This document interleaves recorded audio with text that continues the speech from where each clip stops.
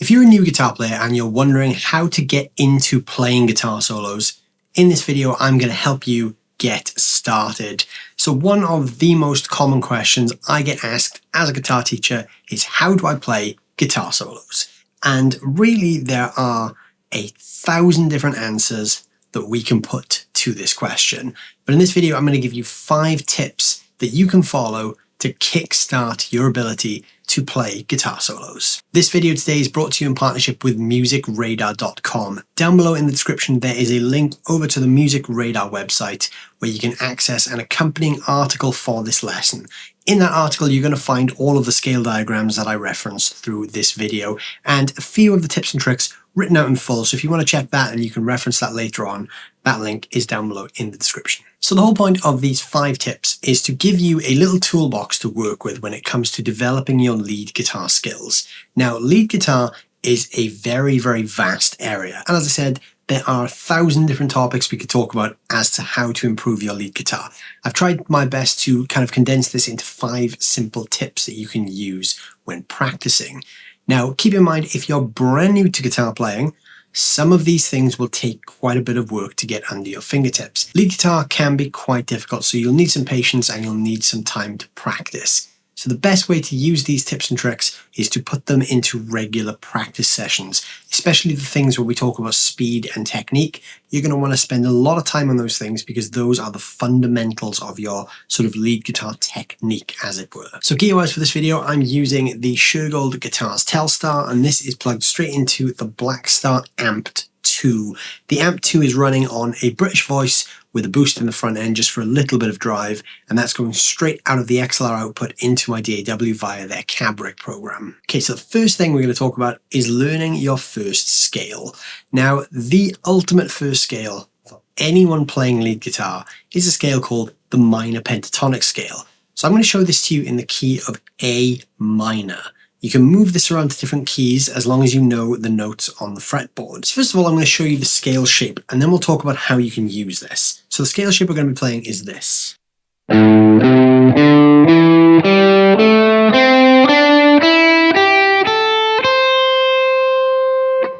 So the great thing with scales is you can learn a shape and move it around the fretboard to different positions based on what's called the root note. So the root note is the note that starts the scale. It's the lowest note of the key that that scale fits into. So when it comes to knowing where your root notes are, you need to learn all of the notes along the low E string. And what this gives you is a place to start each of your scale positions. So the reason that was A minor is because this note that I'm starting with, the 5th fret on the low E,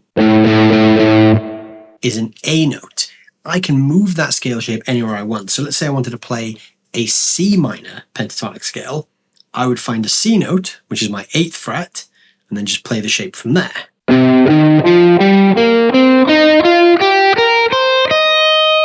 I wanted to play a G minor, I'd start from a G note, which is the 3rd fret.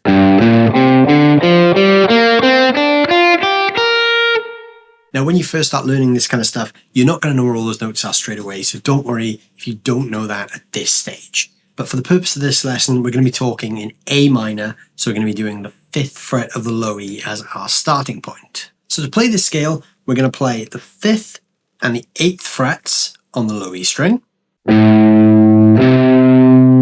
5th and 7th frets on the A, D, and G strings, and then the 5th and 8th frets on the B and E strings. So now that you've learned your first scale, it's time to practice that scale. So the best way to practice scales is going from low to high and high to low, alternate picking as you go. So I'm going to play this alternate picked. I'm going to play a downstroke followed by an upstroke on each string.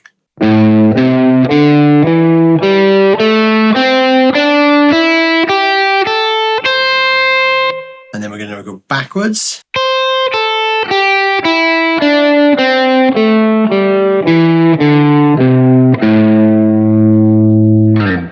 So when you first do this, start off slow. Focus on getting every note of the scale clean. Make sure your alternate picking is very even and steady. And then as you get better at that and the notes sound cleaner, then you can start going faster and faster.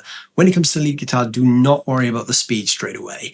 I know everyone wants to be able to play fast straight away, but focus on playing slow and clean and then build the speed up once your technique is solid. The second tip I'm going to show you involves some actual fretting hand techniques and a way we can practice scales with those techniques. So we're going to learn 3 different techniques. We're going to learn a technique called a hammer-on, which sounds like this. Pull off, which sounds like this. And a slide, which sounds like this.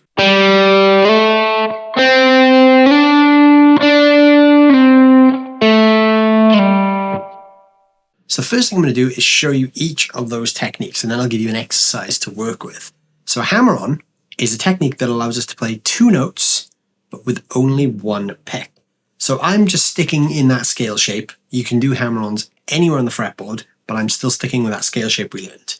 So I'm playing the 5th fret on the D string with my pick, and then using the 3rd finger on my fretting hand, I'm hammering on to that 7th fret.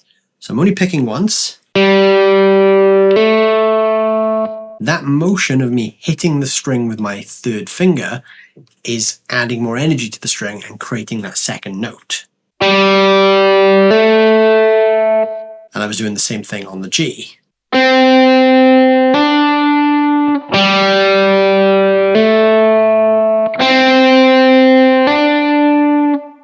Now, when you first do this, you're not going to have a huge amount of finger strength, so you may find that 2nd note is slightly weaker sounding than the 1st note.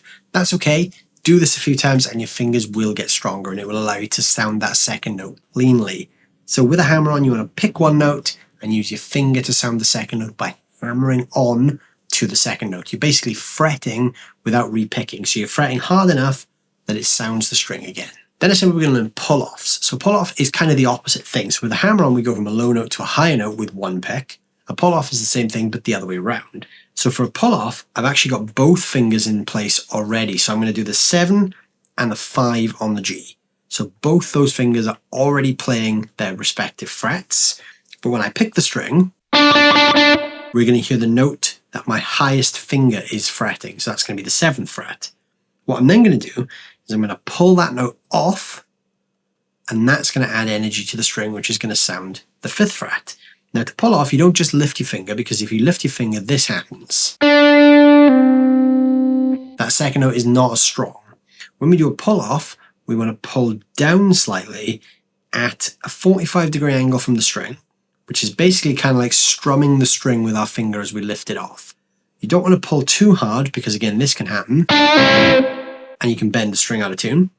You just want to give it a little flick with that finger as you pull it off. Imagine you're just strumming that string with the finger as you pull away.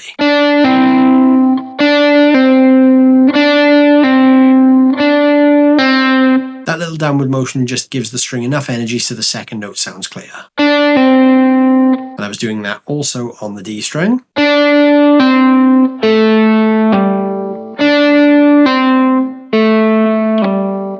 Pull-offs are slightly harder to master than hammer-ons, so again, take your time and go slow. And the 3rd technique we learn is a slide. This is when we play a note, so the 5th fret of the D, and then without releasing my finger, I slide it to a new position. So I'm maintaining that fretting pressure there, but moving it to the 7th fret. I can slide up or I can slide down. When you're sliding, it's important to not press too hard because you can drag across the frets, and this happens. And you can hear all the notes happening at once. You don't want that. You want a smooth movement from one to the other, but with enough pressure that you maintain the note. If you don't use enough pressure, this happens. And you lose the note by the time you get to the target. So this one is a little bit of a trial and error technique. You have to get used to finding the right amount of pressure so that the note sounds, but you don't lose it when you slide. And I did that on both the D and G.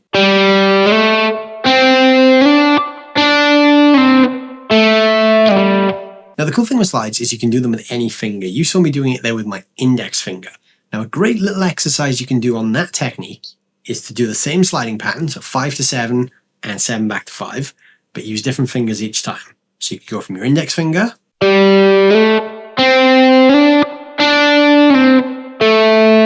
middle finger,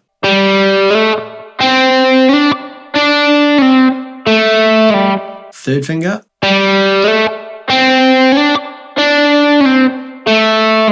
and little finger.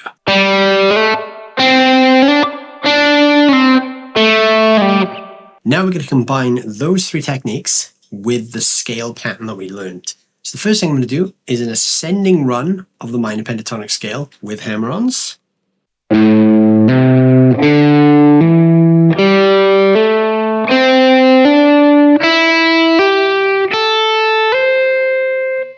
So you'll notice I was picking the lowest note and hammering the highest one.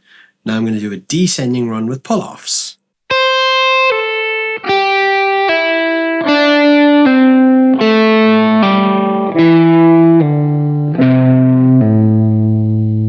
And now we're going to put the two together.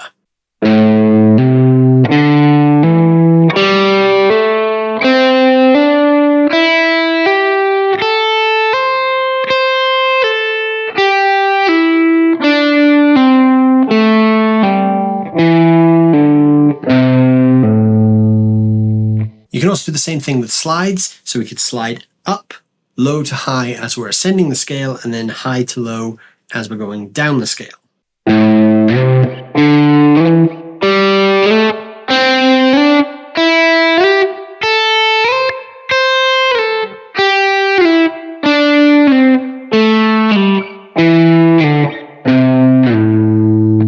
You can also practice that exercise with different finger combinations like I showed you in the previous bit. So those exercises are also tabbed out in the Music Radar article down below in the description. So if you want to see the tabs for those, you can go and check that out as well. So now that you know your scale shapes and you've got a couple of techniques under your fingers, tip number 3 is to learn some easy guitar solos. Now there's a huge amount of easy guitar solos out there.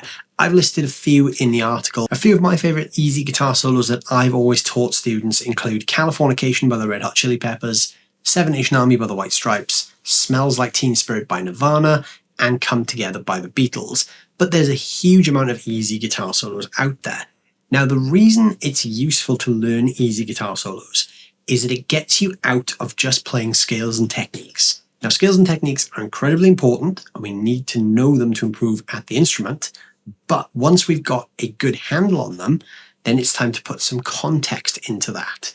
And context really is everything when it comes to playing great guitar solos. We don't want to sound like we're just playing up and down scales all the time.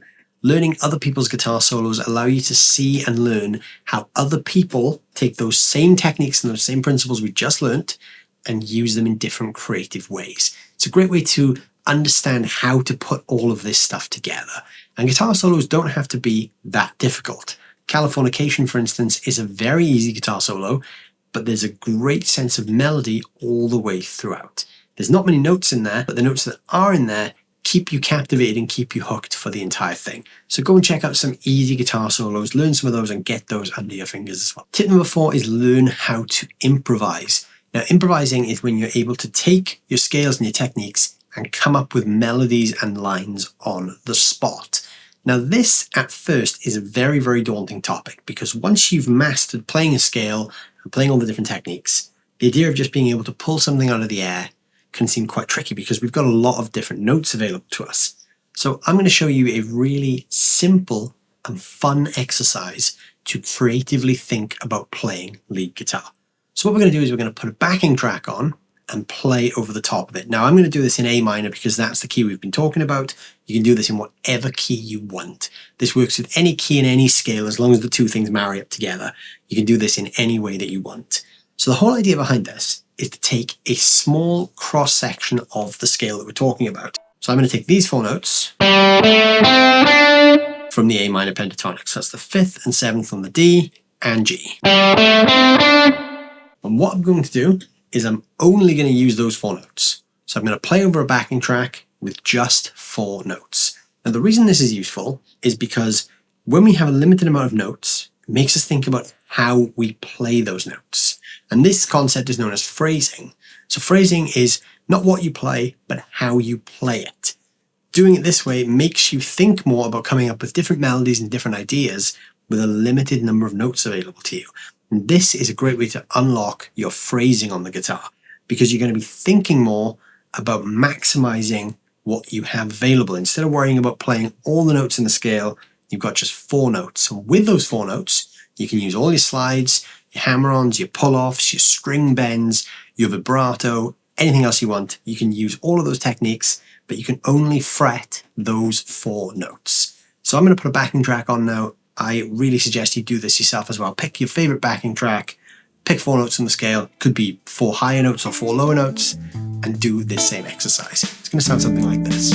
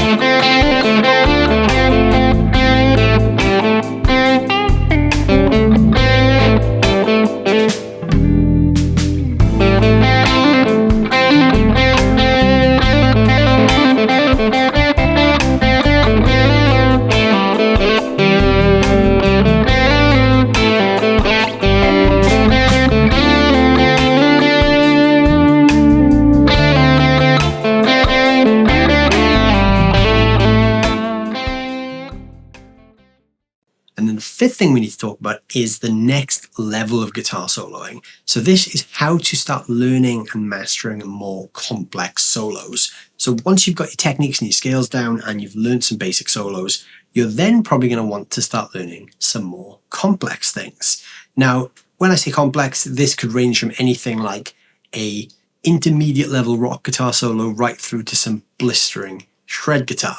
You're probably not going to be tackling shred guitar in the first couple of weeks of playing lead, but you can use this idea and this kind of concept moving forward as well. So really the idea when it comes to learning more and more complex things, and this is something I use myself in my own day-to-day life when I'm learning songs for a set list for a tour, I always use this kind of methodology to learn all of the parts, especially lead guitar parts. Now the most important thing is breaking them down. So if we have a 16-bar guitar solo, don't try and memorize all 16 bars in one go. Start with 1 bar or 2 bars. Then what we're going to do is we're going to take that 1 or 2 bars and we're going to go deep on how to play it. So the first thing I always do is I play through it really, really slowly. While doing that, I'm just associating the notes that I see on paper with what my fingers are doing, and I get to learn the shapes. This is very useful if you're playing something quite complex because you can really focus on the movements inside of that shape, and then later on you can go for the speed. Playing something slowly in small chunks allows you to really focus on detail. So when you're working on a specific lick or a specific run, like I said, you can get every single movement correct, and then you can slowly build up the speed. The other thing that really helps when you're learning a guitar solo is to memorize how it sounds. So again, I do the same thing when I'm learning a solo. I'll take 2 bars and I'll listen to those 2 bars on repeat until I know exactly how they should sound without playing the guitar or without looking at the notes. Now by that, I don't mean I'm memorizing the notes, but I'm memorizing how the notes sound. So I'm listening to the phrasing, I'm listening to the melody, I'm basically teaching myself to sing that guitar solo in my head. Then, when I come to playing it at full speed after I've slowed it down and focused on all the movements, I've got such a good understanding of how it should sound that I can then adapt my fingers and what I'm playing to try and match up with what I already know. This is quite a hard thing to do when it comes to learning harder guitar solos, because if there's a lot of notes, sometimes the melody can be a little harder to hear, but understanding what you hear is very important. So you want to know that solo inside out, and then you can apply what your fingers are doing and compare how that sounds versus what you hear. Inside of complex guitar solos, you may find a huge array of more complicated techniques that you don't know yet. So if you come across something like that, there's a point there where you need to step out of the solo and revisit some of these earlier points and focus on the techniques. There may be a new scale that you need to learn or a new way of implementing a technique. So instead of trying to master it inside the guitar solo, pull that thing out and isolate it. So if it's a tricky thing with a string skipped hammer-on run. Take that and focus on that before you put it back inside the guitar solo. This is a really useful way of just nailing those small segments of the solo. Like I said, when I'm learning set lists, I do this all the time. I'll take a lick or a phrase, pull it out of the solo, make sure I've nailed that thing, whatever that is, whether it's a run, a scale, or a technique, then I'll put it back in the context of the solo. And then I tend to find that it's much easier to apply that idea once I've done that. Once I've pulled it out and dissected it, I can then insert it again and it's much easier to play. So there you go, there are 5 tips you can use to get started with guitar soloing. Now some of these tips do venture more into intermediate and advanced concepts, because really this whole idea is this is something that will set you up for a long-term practice plan. So start slow, learn your scales, learn your techniques, then learn some easy solos. Then you can move on to things like improvising and learning more complex solos. Now what you will find is after 6 months, after a year, if you revisit some of the things like improvising or even solos that you have the ability to learn, you'll find that those will also have moved along with you. So after a year, your improvising skills are going to be better than they are today. And after 2 years, they're going to be better again. So this list of things is something you can always kind of keep in mind. Just because you might be a new guitar player, it doesn't mean you're only going to do these things once. There's always going to be techniques or runs or scales in solos that you need to pull out and break down. And you can basically use this list of 5 things at any point, regardless of how complex the thing that you're learning. This list of 5 things will apply. So you can use this moving forward for as long as you're improving at lead guitar. As I said, if you want to see the fretboard diagrams and the tabs of the exercises that I've talked about, they are all linked down below in the description in an article over on the Music Radar website, so you can go and check that out as well. That will give you all the information you need to master everything we've talked about in this lesson. Thank you all so much for watching. I hope you've enjoyed this lesson. Let me know down below in the comments how you've gotten on with some of these tips and tricks and what guitar solos you're currently learning. While you're leaving a comment, don't forget to hit the like and the subscribe button, and I'll see you guys very soon. Thanks for watching.